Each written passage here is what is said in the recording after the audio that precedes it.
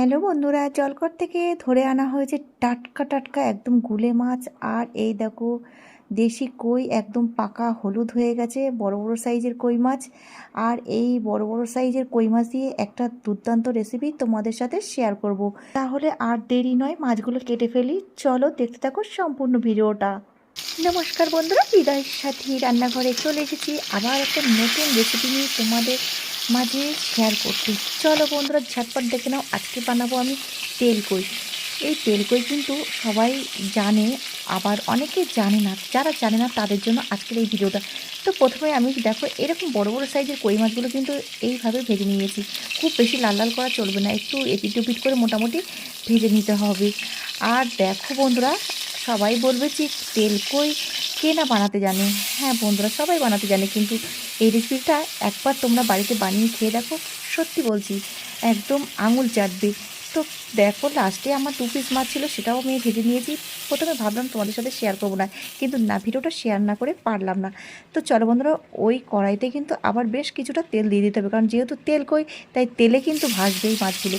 এবার আমি দুটো বড় বড় সাইজের পেঁয়াজগুলো কুচিয়ে নিয়ে এই তেলে আমি দিয়ে দিয়েছি। তেলে দেওয়ার পরে কিন্তু বেশ ভালো করে একটু নাড়াচাড়া করে লাল লাল করে নিতে হবে। দেখো পেঁয়াজগুলো ঠিক এইভাবে লাল লাল হয়ে এসেছে। এরপরে কিন্তু সমস্ত উপকরণগুলো দিয়ে দেবো। এর মধ্যে আছে দেখো রসুন বাটা, আদা বাটা আর জিরে মরিচ। এবার কিন্তু বেশ ভালো করে মশলাটাকে কষিয়ে নিতে হবে। দেখো ঠিক এইভাবে বেশ অনেকক্ষণ ধরে কষিয়ে নেব, যতক্ষণ না এই মশলা থেকে তেল ছাড়ছে। দেখো মশলার গা দিয়ে কিন্তু তেলটা ছেড়ে দিয়েছে, বেশ সুন্দর করে কষিয়ে নিয়েছি। এরপরে দেব স্বাদ অনুযায়ী লবণ, তারপরে দেব 1 চামচ মতো কাশ্মীরি লঙ্কার গুঁড়ো, এরপরে দেব 1 চামচ হলুদ দিয়ে বেশ ভালো করে আবার মশলাটাকে কষিয়ে নিতে হবে। এরপরে কয়েকটা গোটা কাঁচা লঙ্কা চিড়ে নিয়ে এর মধ্যে দিয়ে দিয়েছি। দিয়ে বেশ কিছুক্ষণ নাড়াচাড়া করার পরে জলটা দিয়ে দেব। পরিমাণ মতো জল দিয়ে দেবে, খুব বেশি জল দেওয়া যাবে না, কারণ এটা কিন্তু তেলকই, তেলে ভাসবে, জলে নয়। তো দেখো জলটা আমি এরকম পরিমাণ মতো দিয়ে দিয়েছি। এবার কিন্তু ঝোলটা ভালো করে ফুটতে দিতে হবে। দেখো ঝোলটা বেশ ফুটে এসেছে। এরপরে কিন্তু আমি মাছগুলো দিয়ে দেব। দেখো মাছগুলো দেওয়ার পরে একটু নাড়াচাড়া করে নিতে হবে।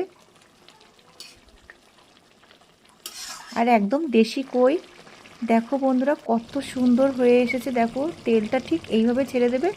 একদম রেডি হয়ে গেছে আজকের আমার রেসিপি তেলকই। তো বন্ধুরা বাড়িতে একবার হলেও ট্রাই করে দেখো, সত্যি অসাধারণ খেতে লাগবে, দারুণ টেস্ট, সেই স্বাদ বন্ধুরা।